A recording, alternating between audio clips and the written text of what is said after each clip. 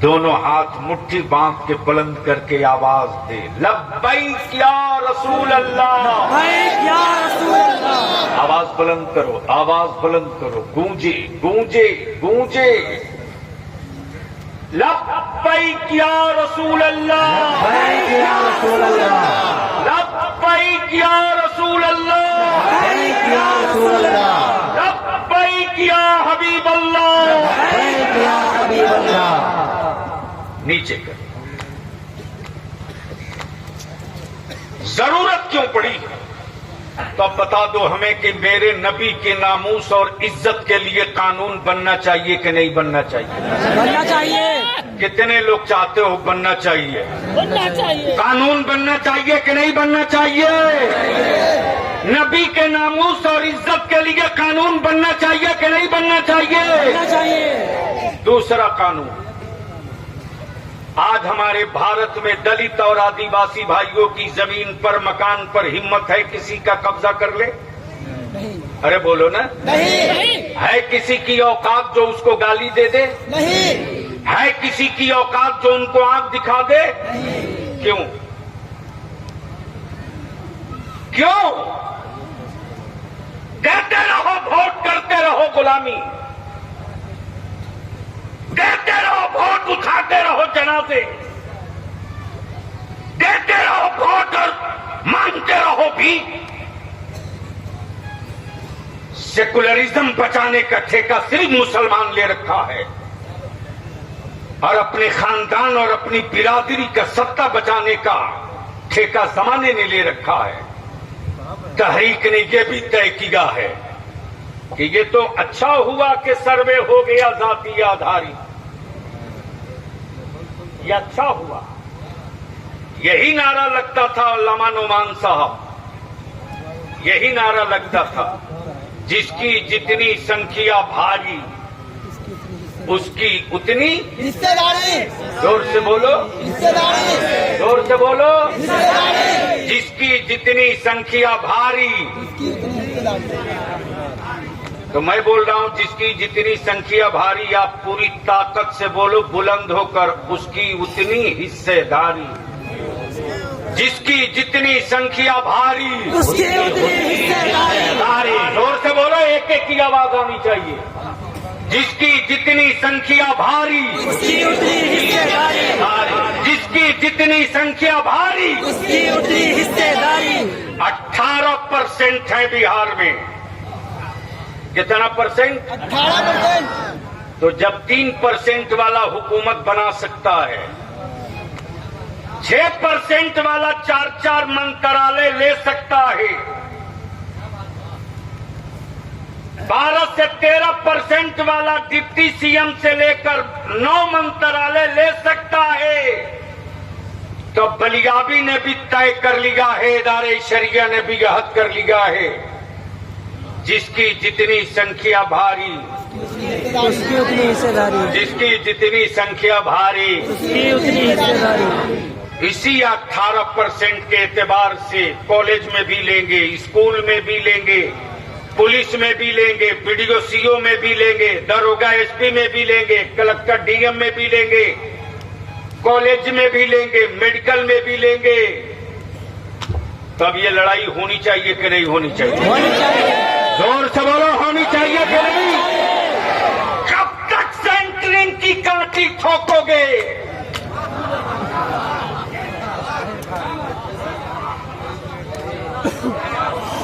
कब तक सेंटरिंग की कांटी ठोकोगे? एक बार इदारे शरिया का झंडा थाम लो, ऐसी कांटी ठोकूंगा, ऐसी कांटी ठोकूंगा कि दोबारा तेरे सामने कांटी ठोकने की बात तो दूर, अपना छप्पर भी खड़ा करने की हिम्मत नहीं जुटा पाई।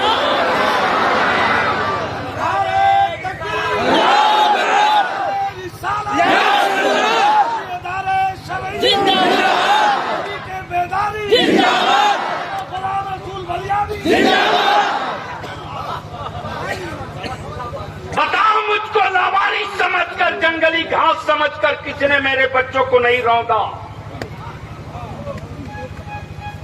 और किसी भी सियासी पार्टी में हो, मुसलमानों डरना मत।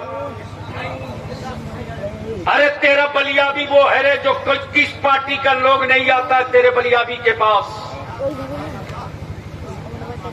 पार्ट टाइम बलियाबी राजनीति करता है, फुल टाइम रजा के मसलक का झंडा ढोता है। इसकी मोहताजी नहीं है कि कोई मुझको देगा। अरे तेरी क्या औकात, मुझ में दम होगा तो छाती फाड़ के हिस्सा निकाल के अपने बच्चों को बांट दूंगा। हाँ, जिसने इदारे शरिया की इमारत नहीं न देखी हो एक बार देख ली तो व्हाट्सएप फेसबुक पर मंतिक लिखना भूल जाएगा।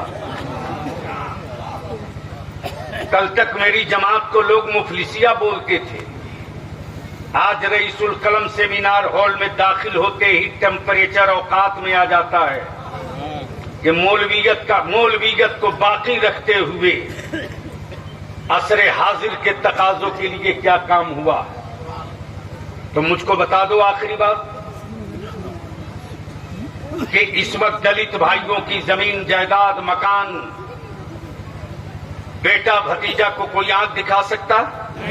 जोर से बोलो, जोर से बोलो। क्यों?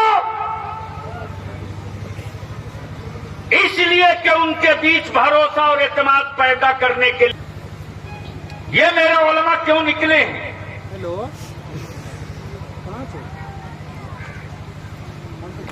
क्यों निकले हैं मेरे उलमा? क्यों बेचैनी बढ़ी अचानक? लेकिन मेरा आलिम तो मजलूम है, मजलूम। मेरा आलिम मजलूम है। मोहल्ले में शराबियों की तादाद बढ़ जाए तो लोग कहते हैं मौलाना क्या कर रहे हैं। मुल्क का वजूद खतरे में हो तो लोग कहते हैं मौलाना लोग क्या कर रहे हैं। हिंदुस्तानी होने का सबूत मांगा जाए एनआरसी के नाम पर तो लोग कहते हैं मौलाना लोग क्या कर रहे हैं। मुल्क आजाद ना हो सके लोगों के लड़ने से तो लोग कहते कि मदरसे के मौलाना कब मैदान में आएंगे। भारत की आजादी का सूरज इसी बिहार से निकला है और मंडल का हिस्सेदारी का सूरज भी इसी बिहार से निकला है। और जब शाहबानो केस का बहाना बनाकर नबी की शरीयत पर खंजर चलाया गया तो रईसुल कलम ने अपनी टीम लेकर के दिल्ली की हुकूमत को घुटने पे लाने का जो बिगुल फूका था वो यूपी से नहीं इसी बिहार से फूका था। और जब 3 तलाक और एनआरसी पर मेरी औलादों को लोग आंख दिखा रहे थे उस वक्त पूरे मुल्क में चुप्पी थी। लेकिन आपका खादिम इदारे शरिया और अहले सुन्नत का नौकर बलियाबी दिल्ली के हुक्मरानों को और बिहार के हुक्मरानों को 2 टुक कह दिया था कि तारीख तय कर लो और फैसला कर लो करना क्या है, वरना अगर मस्जिदों से अइम्मा को लेकर निकल गया बलियाबी और अगर बिगुल फूंक दिया इदारे शरिया ने तो याद रखना अब तक तुझके सियासी वर्करों से पल्ला पड़ा है, मुस्तफा के वारिसों से पल्ला नहीं पड़ा है। ठिकाने लग जाओ। मेरे अजीज, मैं शुक्रिया अदा करूं अपने छोटे भाई गुलाम जिलानी खान का। मैंने इनसे कहा दिल्ली में ये थे, मैंने कहा तहरीक है दिल्ली छोड़िए। आज तकरीबन 5 दिनों से रात दिन ये मेरा नौजवान लगा। और बिहार तो वो सूबा है जो पूरे मुल्क को रास्ता बताता है। तवज्जो चाहूं अहले स्टेज की तवज्जो चाहूं। काजी साहब तो लोग देख करके आंखें फाड़ फाड़ कर मसल कर देख रहे हैं, अपने भी गैर भी।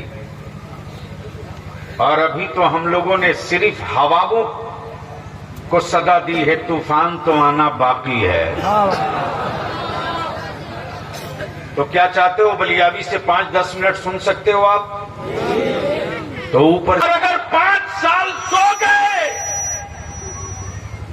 सिर्फ 5 साल सो गए तो याद रखे 75 साल जिस तरह मस्जिद अक्सा के लिए लड़ने में लगा है, वही कहानी दोहराई जाएगी। मैं गुजारिश करूंगा, सीतामढ़ी के हर ब्लॉक के हर गांव की अहले सुन्नत की मस्जिदें गिन लीजिए।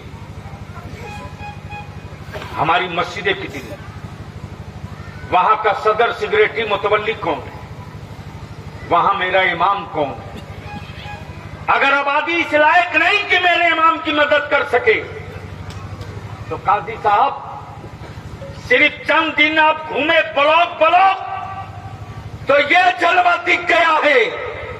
अगर आलिमों की जमात लेकर गांव गांव निकल जाएंगे तो सीतामढ़ी में ईमान वाला वो तारीख लिख देगा जो अब तक कोई माई कलाल नहीं। नारे तकबीर।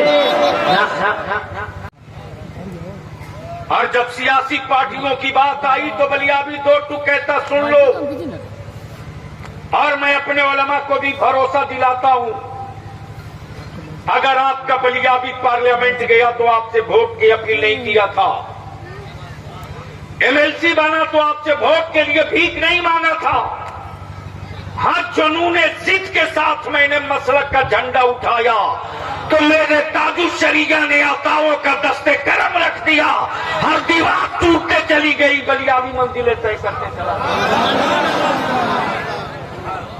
लेकिन आज कुछ लोग जो सियासत की हिज्जे नहीं जानते, जो कुछ नहीं कर सकते हैं, वो एक काम जरूर करते हैं, व्हाट्सएप फेसबुक पर लिखते रहते हैं। इसलिए मैं अपने बुजुर्ग उलमा से विनती करके कहूंगा, अपने छोटों को बढ़ा लीजिए, अपने कम उम्र और नौजवान उलमा को मौका देकर प्रमोट कीजिए, उनके अंदर जमाती जिंदगी पैदा कीजिए, वरना स्टेजों पर सिर्फ कारोबार रह जाएगा, जमात नहीं रह जाएगी। और जमात का दर्द डाल देंगे तो हम रहे न रहे, आबादियों में मुस्तफा जाने रहमत पे लाखों सलाम का दरार। हम विनती करेंगे, अपील करेंगे, गुजारिश करेंगे। अदारे शरिया ने तय किया है, अदारे शरिया ने तय किया है कि जो मेरे नबी की इज्जत पे हाथ डाल करके आवारा लोग, क्या कसूर है, क्या कसूर है। हमारे बच्चे सिर्फ यही तो कहते रहे कि मेरे रसूल की गुस्ताखियां करने वालों को जेल में डालो, इन पर कानूनी कार्रवाई करो। रास्ता ब्रेक नहीं किया, रास्ते को ब्लॉक नहीं किया, किसी मकान किसी रेल को नहीं नुकसान पहुंचाया। छोटा सा कागज का टुकड़ा लेकर निकले थे, मेरे नबी के गुस्ताखों को जेल भेजो। खड़ी पुलिस ने मेरे बच्चों को भरोसे में लेकर AK-47 से गोलियां मारी, लाशें तड़पती गई। लेकिन उन माओं के जज्बे को बलियाबी सलाम करता है।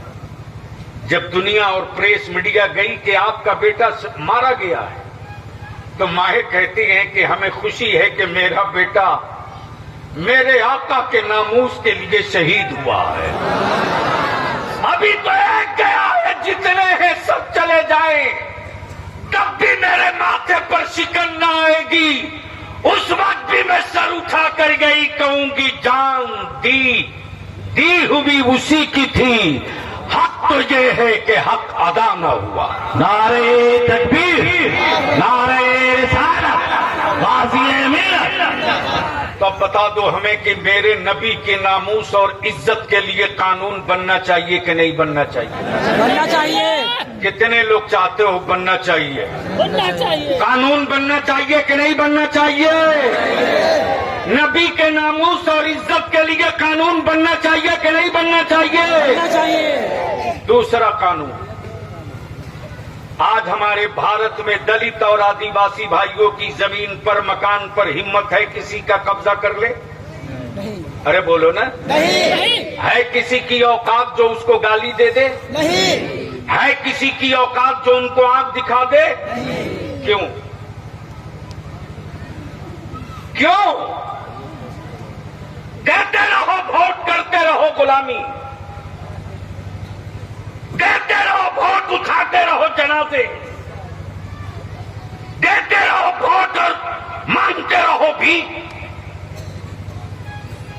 सेकुलरिज्म बचाने का ठेका सिर्फ मुसलमान ले रखा है और अपने खानदान और अपनी बिरादरी का सत्ता बचाने का ठेका जमाने ने ले रखा है। तहरीक ने यह भी तय किया है कि ये तो अच्छा हुआ कि सर्वे हो गया जातीय आधारित, ये अच्छा हुआ। यही नारा लगता था अल्लामा नोमान साहब, यही नारा लगता था, जिसकी जितनी संख्या भारी उसकी उतनी हिस्सेदारी। जोर से बोलो, हिस्सेदारी। जोर से बोलो। हिस्सेदारी। जिसकी जितनी संख्या भारी, तो मैं बोल रहा हूं जिसकी जितनी संख्या भारी, आप पूरी ताकत से बोलो बुलंद होकर, उसकी उतनी हिस्सेदारी। जिसकी जितनी संख्या भारी उसकी उतनी हिस्सेदारी। जोर से बोलो, एक एक की आवाज आनी चाहिए। जिसकी जितनी संख्या भारी उसकी उतनी हिस्सेदारी। जिसकी जितनी संख्या भारी उसकी उतनी हिस्सेदारी। 18% है बिहार में। कितना परसेंट? 18%। तो जब 3% वाला हुकूमत बना सकता है, 6% वाला 4 मंत्रालय ले सकता है, 12 से 13% वाला